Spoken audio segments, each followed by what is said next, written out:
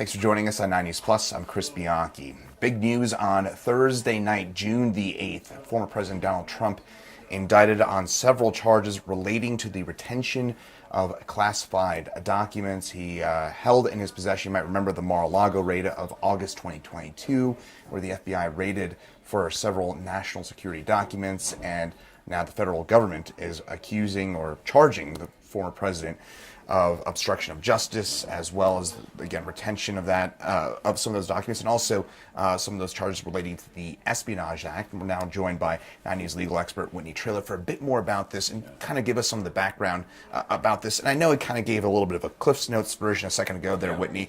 Do you mind kind of getting into more detail? What did the former president allegedly do here? Right. So the indictment is under seal, but what we're expecting, based on what his lawyers have said and what his lawyers have said on the news channels, and as well as what he has said, is that he will be looking at 7 criminal charges, and it's related to his retention of classified documents at Mar-a-Lago, but also when they came in to investigate his obstruction of justice and the allegation that he did not cooperate and maybe even falsified statements and documents. And so really he's facing 7 criminal counts. The first is related to the Espionage Act, and that is retention of classified documents. And here are some of the documents. They initially, you may remember that the FBI was working with him, and they found 15 boxes, but subsequent to that, they came back and found 300 additional documents, some of them labeled top secret. And so it was during that process that these other obstruction charges came in as well. So it's the Espionage Act related to retaining the documents. Then there was an obstruction of official proceeding related to his conduct during those investigations. They're also alleged to, the indictment will contain falsifying, destroying documents as it related to the federal investigation. So we don't know what that means, if it meant trying to alter the documents, trying to shred them. We don't know yet. And then there's also going to be charges, we believe, related to false statements and conspiracy, which is not unusual in these types of cases because he may have been working with other people. So these are very serious charges. It's going to be different than the indictment in Manhattan, because now you have this is a federal indictment, and so there's much more resources, and this is going to be, he's in real hot water right now. And this is also groundbreaking in the sense of the fact that this is now Joe Biden's Justice Department. That ultimate Merrick Garland, though to be clear, the grand jury that was convened here is made up of citizens like you and I, right? So the grand jury, the people who decided this, correct, are average citizens who recommended this indictment, and then now it is Merrick Garland, the Attorney General, who answers to Joe Biden, who will now be doing the prosecuting here, right? Right. So the grand jury will ultimately have to approve these charges before the grand jury, the average citizens, right? Right. That's made up, and I think it's between 13 and 26 people, and at least 12 of those have to agree to that. Now, Merrick Garland, who is the head of the DOJ and was obviously a Biden appointee, he has appointed as a special counsel Jack Smith. And so Jack Smith has really been leading this up. And the point of the special counsel is that they're supposed to be not subject to the day-to-day admin of the DOJ, and they act essentially independently. Now, Merrick Garland ultimately has to sign off on the charges, and they generally follow the special counsel because they've done the investigation and they know why they're making these charges.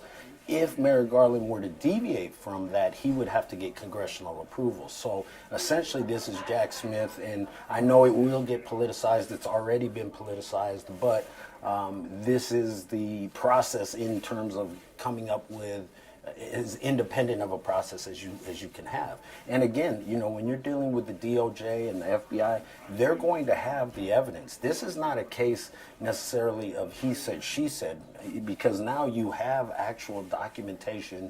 You know where it was. You know, there's going to be a lot of witnesses and evidence. So this is going to be a very complicated proceeding going forward. I'm going to try and analogize this. So I want you to kind of clarify this, but I want those of you watching to maybe better understand what's potentially going at play here. So I'm going to try and analogize this a little bit here. First of all, the documents, those are not President Trump's property. Those are the property of the federal government. And so maybe the analogy I would say here is, let's say 9 News decides to fire me, and I take home my work laptop and all my documents from work, and then 9 News says, hey, I want those back, and then essentially hear what Trump did from the sound of it, as he said, no, those are my property, and then 9 News goes, no, that's mine, and then essentially kind of going down the rabbit hole a little bit here too. It seems like Trump tried to kind of stifle that and said, I actually don't have documents, and then the FBI, or let's say 9 News in this case, comes to my house, says, yeah, you do have our laptop and you do have our work documents. Is that a proper analogy, and how would you adjust that? I think that is a proper basic analogy. Where it gets a little more nuanced is here you're talking about a private company and a private employer, and that happens often, and they could say, hey, this was civil theft, you violated our employment policies and things like that. Here, now you're talking about, this is a public entity and these are public documents, and so this is why the Espionage Act specifically states things that can harm national security. And so this retention of these national security documents, that some that are labeled top secret according to the reports, is putting the country at risk. And it makes sense, because if there's there's been allegations that he had shown certain documents to some people at Mar-a-Lago, that kind of thing. And so that's the allegation. Whatever he did with them, just maintaining them in a not in a confidential way, not in a secure way, could put the country at harm. And so that's the Espionage Act is obviously related to the national security. So I would say your analogy was correct, but the consequences and the seriousness is obviously much higher in this case. Okay. You mentioned this a couple minutes ago, and another key question to answer as well is the politicization, if I can say that aloud. Obviously, Trump on Thursday night, he came out with saying that this is Biden's Justice Department, also saying the fact that Joe Biden, which is true, is also being investigated for holding some of those documents that he had in his private possession from his time as vice president as well. Former Vice President Mike Pence was also accused and gave back some documents as well. Why is this different with what Trump did versus, say, Biden and some of the accusations that are against both of those, Mike Pence and Joe Biden? Well, I think the major difference is the cooperation. So it was Mike Pence and Joe Biden. Their attorneys, I think in both cases, actually contacted the DOJ and said, hey, we think we may have some classified documents. They completely cooperated, and those documents have been turned over. And so here, that's probably the biggest difference is, and then, So if Trump, sorry to interrupt. Yeah. If Trump had just given this back, would it have not been a problem? I think it would have been much less serious, yes, and because then there certainly wouldn't have been the obstruction charges as I understand them. But yes, and we really have to see.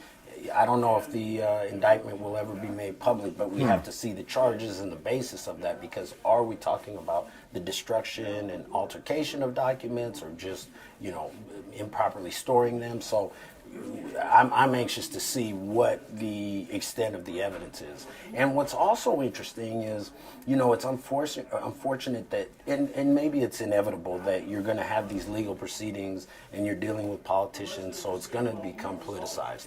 But here, where I get concerned is when that political rhetoric shifts into the judges. Mm-hmm. And so now a lot of times you hear these reports and say, hey, this may be this Miami judge who's going to hear it. This was a Trump appointee. This was a Clinton appointee. And that's problematic, because it suggests or implies that these judges are going to be swayed by their political persuasion. And I've been practicing for 25 years, and I have come to see state and federal judges, but especially the federal judges, they're incredibly intelligent, very objective. They take the job serious. And so I would caution the public from saying, hey, the judiciary is tainted, because there's in fact they're saying that there may be an indictment coming from D.C. and then there may be some coming from Miami. We're not, the ones from Miami are going forward, but we think there may be other charges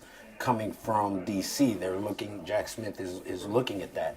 And they've been analyzing the judges that could potentially hear these cases. And in Florida, some are Trump appointees. And in D.C., several were Trump appointees, but they pointed out that they have ruled against President Trump on the election fraud and all that several times. So that, I think, kind of proves the point. Because you're appointed by a certain president doesn't mean you're going to rule in a certain way.